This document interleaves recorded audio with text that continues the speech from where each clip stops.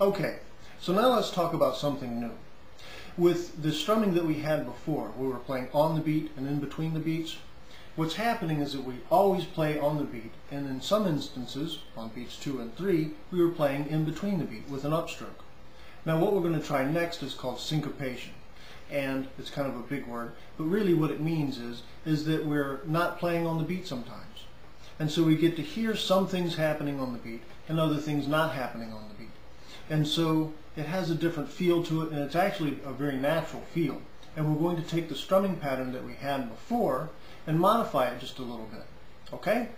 So what we had before was where we were playing 1, 2, 3, 4, and then changing the chord.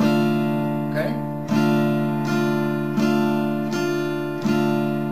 So for the syncopated line, what we're going to do is we're going to play 1 and then 2, 3, 4, 1, 2, 3, 4. So we're not strumming on beat 3, but we're respecting the time of beat 3 and also the strumming action of beat 3. So we're letting that time pass by, and we're also moving the hand down as we would if we were strumming. We're just missing the strings.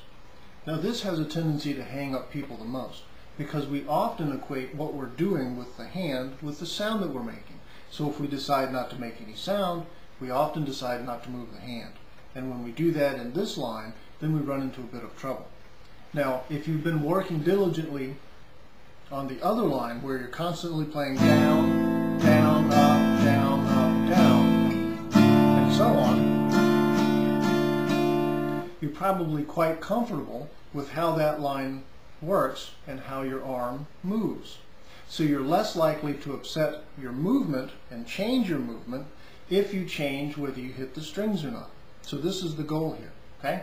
So remember, we're going to strum and move in the same way as we did before, but when we get to the strum for beat number 3, we're going to not hit the strings, but we're still going to move downward, so that we're still playing that strum afterward, the one that's in between beat 3 and beat 4. It's still going to be an upstroke, and it's still going to be in between beats 3 and 4. So let's try this at 60 beats per minute.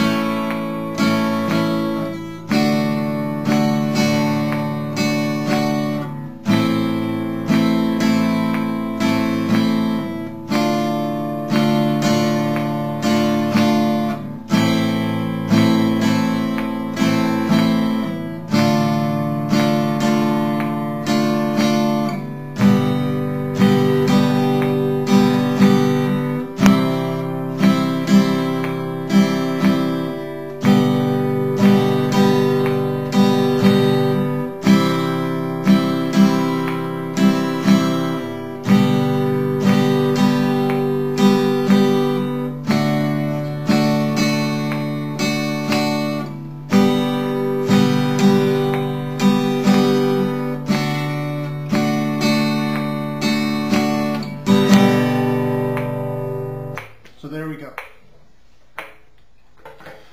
Now you don't have to connect them all like I did there. I just did that so that you have some segment in the video showing how each of those chord groups would go together. Alright, well, great job so far, and onward to the last lesson.